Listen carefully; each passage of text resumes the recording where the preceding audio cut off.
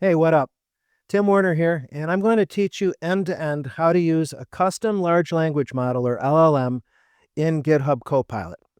Now, specifically, to talk about tech, I'm going to be surfacing a Microsoft Foundry deployment LLM. I'm going to choose GPT-5, and I'm going to surface it in GitHub Copilot in Visual Studio Code. A little bit opinionated, but that's the way I roll here. This is going to be a true end-to-end exercise. So we're going to start our journey with Microsoft Foundry.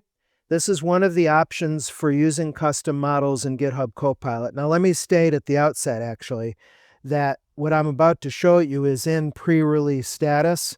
So it's pretty opinionated in terms of what models you can choose, as a matter of fact. And it's not entirely clear to me, anyway, if we can use GitHub Marketplace models, which is kind of odd, but you'll see that more as we go along. Anyway, I'm here in the Microsoft Azure portal, portal.azure.com, and I've created a Microsoft Foundry resource. Here's the what's it as far as that goes, creating the resource. Of course, you're going to put it in your subscription and a resource group. You want to pay particular attention to region because Foundry resource availability does vary by region. Within the Foundry, Foundry is the outermost boundary of your deployment. You've got one or more projects, as this says. They're containers for managing permissions, monitoring, costs, and more. Got one of those. And then as you go on, you've got integration with Azure Resource Manager goodness, Key Vault for secrets, application insights for performance monitoring. For the agent surface, you've got the ability to tie in with other resources. For example, certain aspects of Foundry agents rely on Azure resources. Cosmos DB, if you're going to do RAG lookups, you can do that directly in Azure. This is optional, but it's nice to have that tie-in. If you're going to tie in with the speech and language services, you'll need to nominate a storage account for that, as you can see here. Some businesses want to stay off internet for their work with generative AI here, especially when you're fine-tuning your models and really making them your own and highly proprietary. This is one of the great value adds in Azure, the ability to do private access with private endpoint and service endpoint. Identity, we've got full control over that with system assigned or user assigned identity with Entra ID, and that brings in gatekeeping like conditional access policies and multi-factor authentication. In terms of encryption and keeping your compliance officers happy, we can use customer managed keys. We don't have to trust the vendor for that. And of course, we've got taxonomic tags. So that's cool. I've got my Foundry resource right here. And you may already know this. You do most of your work either programmatically using the Agent Framework SDK, or we can use the Foundry portal, which we can click out to right here. So let's jump over to ai.azure.com, where I've got a connection to my project. And if you have multiple projects, just choose the appropriate one from the list. And I'm going to go over here to build. And then I went over to models and I chose a model to deploy. You can deploy a base model or you can start fine-tuning right off the bat. I'll cover fine-tuning in another YouTube lesson. I want to keep things relatively granular. I did a base model deployment called GPT-5.1 Chat, as you can see right here.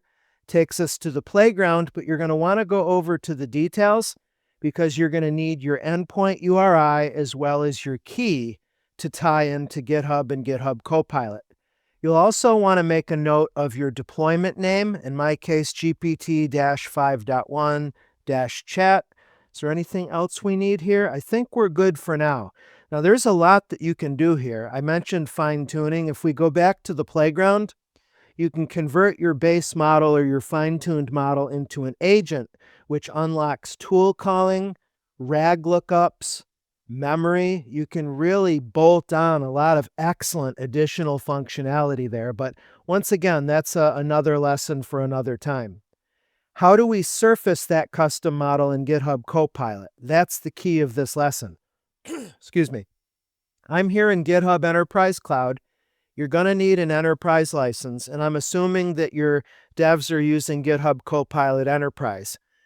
Here's an enterprise administrator. I'll go to AI controls and then over to Copilot. And then in Copilot, we'll go to configure allowed models. This is normally where we have been and still are able to set policy down through our GitHub orgs and repos for your off-the-shelf models that are distributed directly from GitHub. But that's not what we're concerned with today. The value proposition about using custom models is, in my opinion, the agentic capabilities and fine-tuning, which are going to make the models much more custom-fitted to your business, to your data, to your use cases, than taking a default model and then trying to bolt on stuff after the fact. That's what we've got going on here.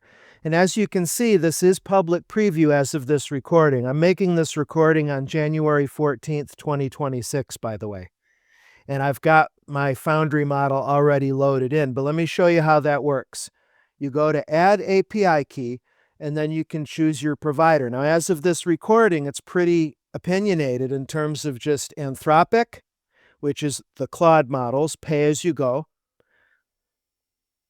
Or we've got Microsoft Foundry, which is what I'm using, OpenAI, and then I don't know why XAI is on here, to be totally candid, but I went with Microsoft Foundry. You give your model a friendly name, and there's restrictions here. You can use underscores, and the name has to start with characters, not numbers, but no hyphens, so don't try that.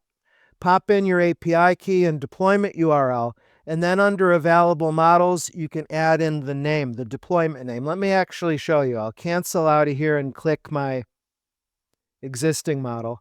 So I called mine TWGPT51 chat, pasted in my endpoint URI and the API key, and then I typed GPT-5.1-chat, which matches my deployment name.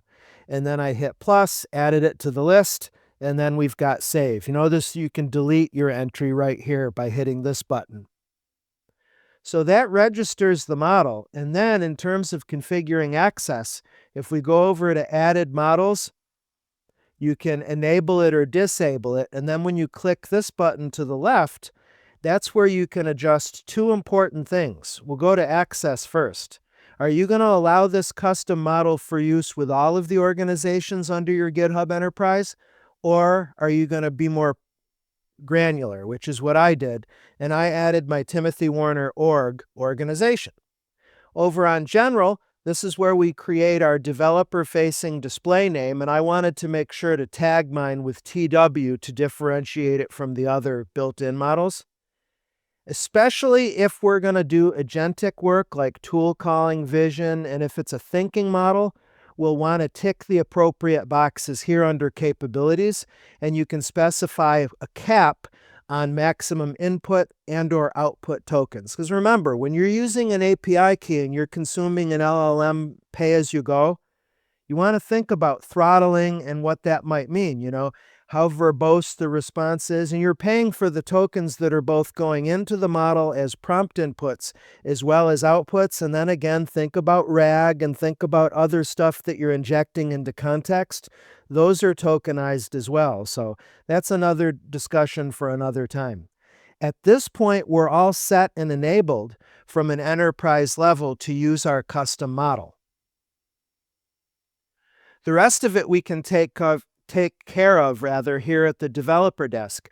We're looking at VS Code, and you want to make sure, of course, that you've got the GitHub Copilot extension installed. If you're on another supported editor, I'm just going to punt you to the docs. Go to docs.github.com/copilot and look up custom models. This stuff is moving so fast, and since it's pre-released, I'm not sure how rich the docs are.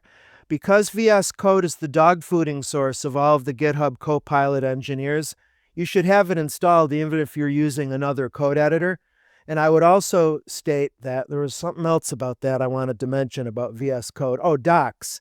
Yeah, you'll find that the VS Code docs on GitHub Copilot are sometimes more current than GitHub their own docs. So you'll want to stay close to the GitHub first-party Copilot docs as well as the VS Code docs on GitHub Copilot, all right?